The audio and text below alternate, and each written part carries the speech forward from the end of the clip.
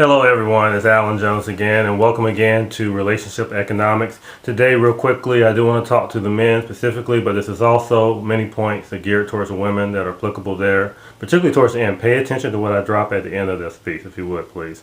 First of all, I want to talk about to the fellows how the game has changed. Some of these things are rather obvious, but one thing, the game has changed in that most of us realize today that the income of women has risen in comparison to men over the last 30 years, and that has some different effects in the dating world, relationship world.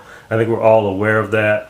I think the thing is that women traditionally have needed men for protection and provision, and that provision piece has changed because women with their incomes rising, they don't need us like they used to in the same way as much. However, many of them still believe that they still need us in the same way that they were sculpted to believe when they were young girls. So I think that part has changed, and that's a transitional thing that I've mentioned in previous videos, how when you're raised with one paradigm and then the world you encounter has a different paradigm, it can sometimes upset your balance and the balance of power between the sexes and whatnot. Okay, that's one thing I wanted to mention. One point where I think is where this becomes a practical reality is about 10 years ago, we were in Maui, and my wife can attest to this as well, is that I would say a good 1/3 of the couples at the resort, or the family units at the resort we were at in Maui, were 50-something-year-old men with 30-something-year-old women with a second set of kids, essentially, 3-year-olds, 5-year-olds, 6-year-olds, where these guys were, quote, on their second wife and blah, blah, blah. And historically, that's not that unusual for women to opt for security over a lot of other things, knowing that you can marry this guy who's got a certain level of financial wealth and that you'll be taken care of, your family will be taken care of. But I think that's changing now with women increasing their incomes. I think from a male perspective, I don't think that is going to be necessarily as prevalent in the future.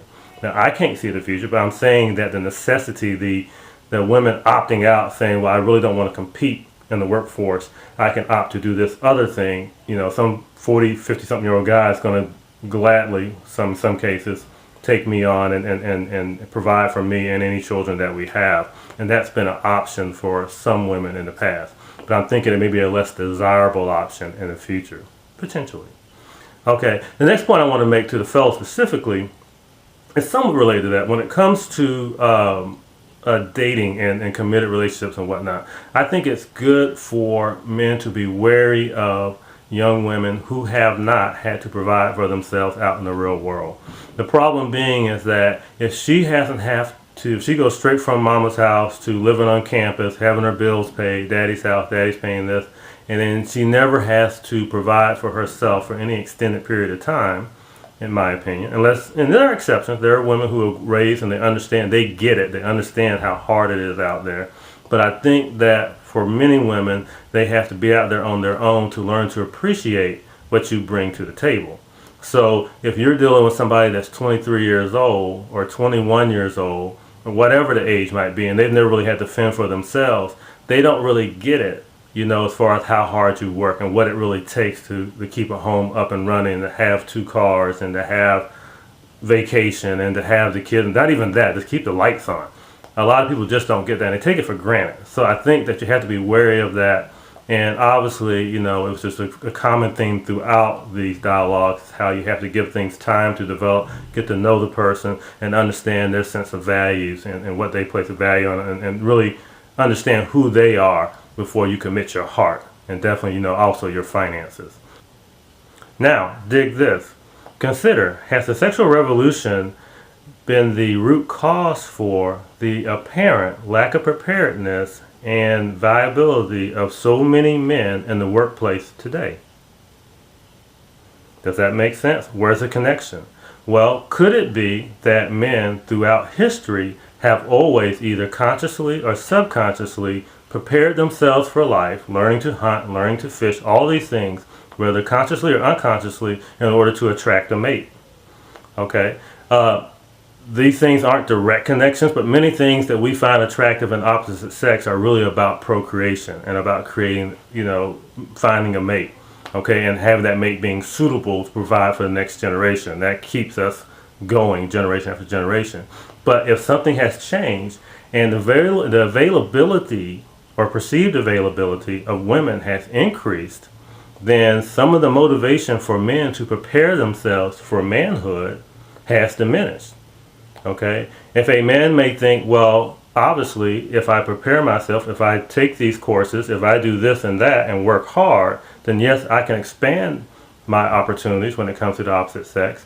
But if you know, after the sexual revolution, as many men know these days, that you don't have to get married, you don't have to prepare yourself, you can be, rightly or wrongly, pretty much just some guy, and you can get opportunities to exchange with women and have women available to you. May not be the woman you want long term per se. That's a big thing with the women out there.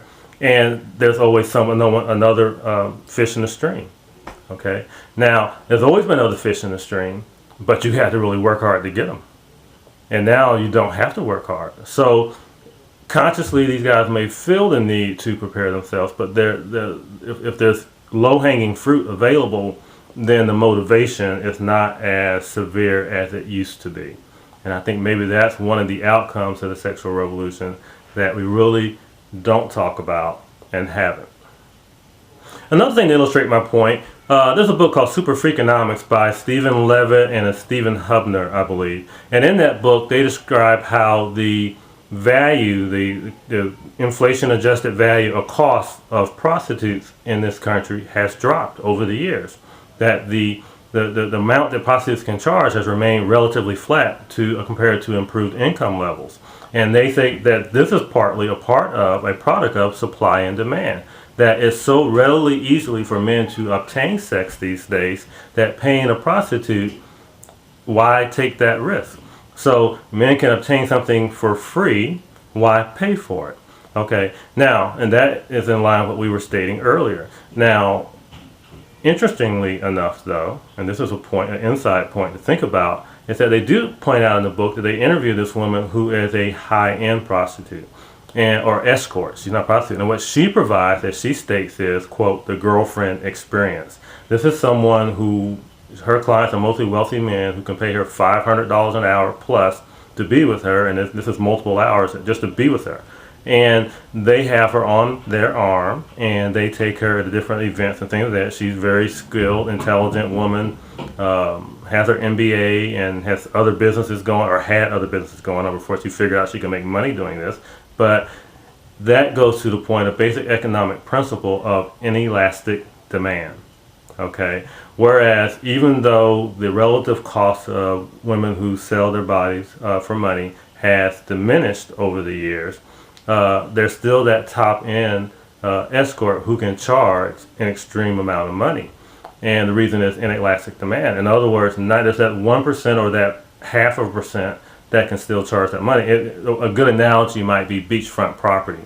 We've all seen, or being in Manhattan, prices in Manhattan continue to rise, okay? Not as quickly as they were in the past, but even during the pullback in the real estate market, property prices in Manhattan continue to rise. The reason being is that Manhattan is a singular experience. That is what we call an inelastic demand. People want to be in New York, want to be in Manhattan, and to some degree the other boroughs in New York. The same goes for other, like downtown, like in the near Chinatown and San Francisco. They're just different parts, different places in the world that have inelastic demand. And if an individual or a certain subset of individuals can still maintain that inelastic demand, then they're largely unaffected by the recession. And I would apply this to the world, the dating world, is that if you can provide, I'm not talking anything outlandish here, but if you can provide essentially a singular experience with someone, that you distinguish yourself from the also runs, okay? That you inject yourselves into someone's life in a way that they can't get whatever it is that you are, that you're unique, you're not like the rest, then you can up your price, so to speak.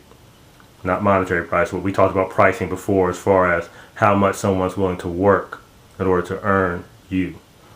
Last thing I want to talk about, guys, is that I would like to state that next week we'll be talking about relationship economics and how relationship economics applies to that hole in your heart.